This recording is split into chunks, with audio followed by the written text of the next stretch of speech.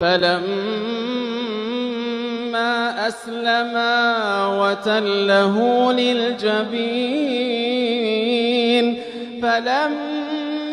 أسلما وتله للجبين وناديناه أن يا إبراهيم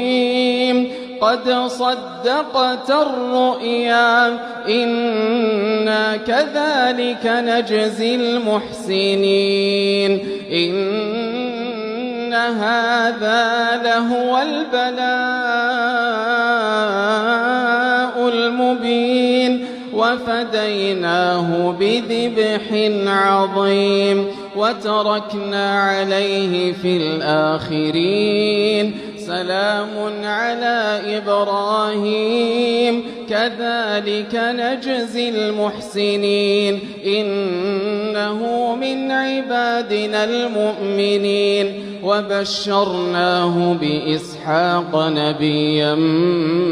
من الصالحين وباركنا عليه وعلى إسحاق ومن ذريتهما محسن وظالم لنفسه مبين.